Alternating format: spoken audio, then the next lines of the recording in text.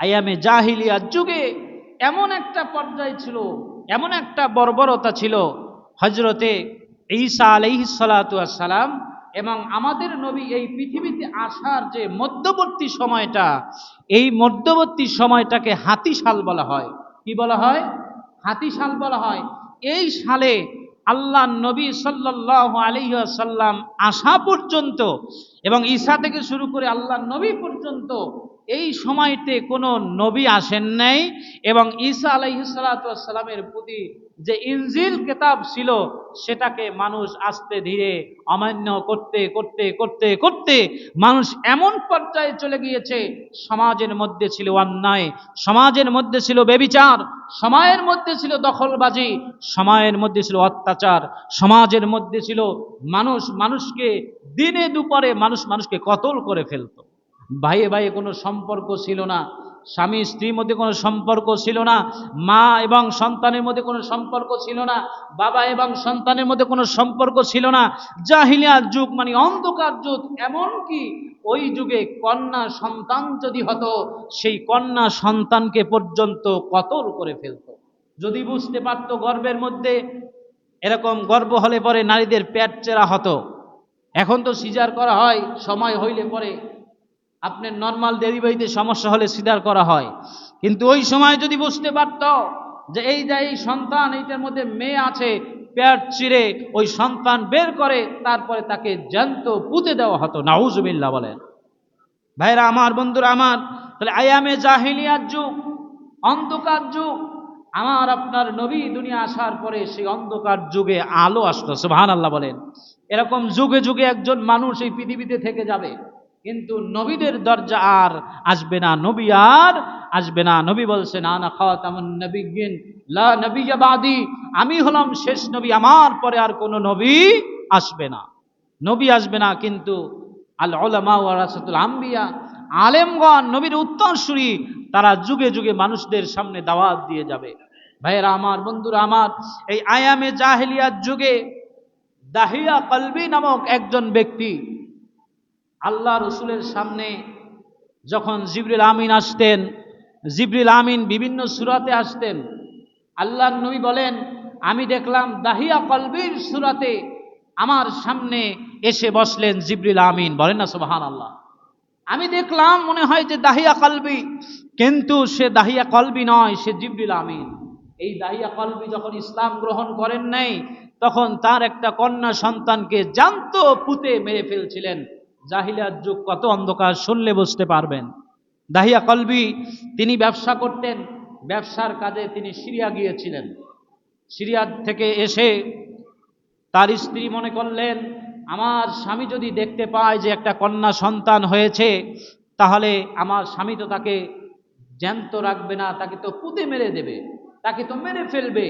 এই সন্তানটাকে, যেহেতু কন্যা সন্তান হয়েছে, এই সন্তানটাকে আমি আমার বাড়িতে রাখবো না। তাকে তিনি কি করলেন, অন্যত্র এক জায়গায় নিয়ে দিলেন, তার মামার বাড়ি নিয়ে দিলেন। ওখানে বসে সে আস্তে ধীরে বড় হলেন। দীর্ঘ 2 বছর চলে গেল। দীর্ঘ 2 বছর পরে ওই মেয়েটা যখন একটু বড় হলো, চেহারার মধ্যে যে একটা মায়াবী ভাব, লাবণ্য ভাব যখন আসলো, তখন এই ভাবটা আসার পরে ওই দাহিয়া কলবির স্ত্রী সন্তানটাকে বাড়ি আনলেন। সুবহানাল্লাহ বলেন। দাহিয়া কলবির স্ত্রী বললেন আমার স্বামীকে আমি বললাম এই ছোট্ট বাচ্চাটা, মাসুম বাচ্চাটা, এত সুন্দর মায়াবী চেহারা, এটা আপনারই সন্তান। সুবহানাল্লাহ বলেন। বললেন এটা আপনার চেহারার সাথে মিল আছে। বললেন তুমি কি বলো, এতদিন পর্যন্ত আমাকে কেন জানাও নাই আমার সন্তান আছে, আমার মেয়ের সন্তান আছে? বললেন এই জন্য জানাই নাই যে আপনি আমার সন্তানটাকে জ্যান্ত পুঁতে মেরে ফেলবে।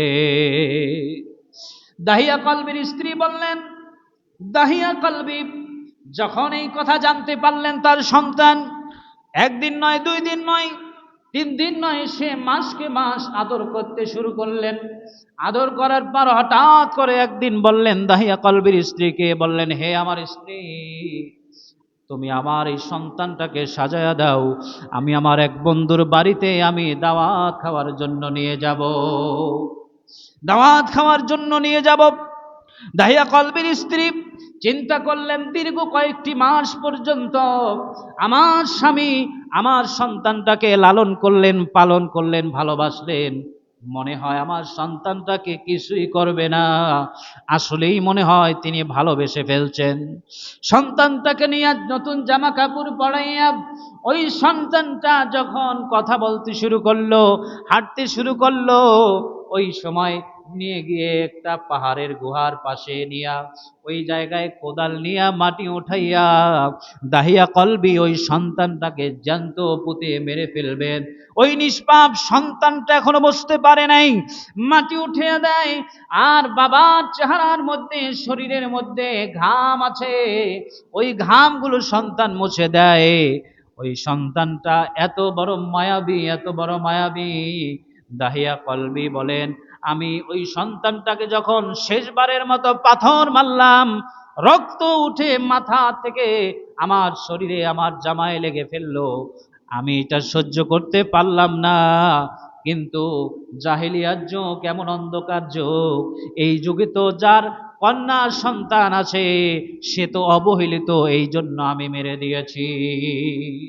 দাহিয়া কলবি ওই সন্তানটাকে এমন ভাবে লালন পালন করেছিলেন, কয়েকটা দিন পর্যন্ত এমন ভালোবাসা দিয়েছিলেন, এমনকি নিজের মুখ দিয়া খাবার সন্তানটাকে খাওয়াইয়া দিতেন। কিন্তু ওই সন্তানটা কশ্চিনকালেও বুঝতে পারে নাই ওই সন্তানটাকে তার পিতা এরকম জ্যান্ত মাটির মধ্যে পুঁতে দিবে।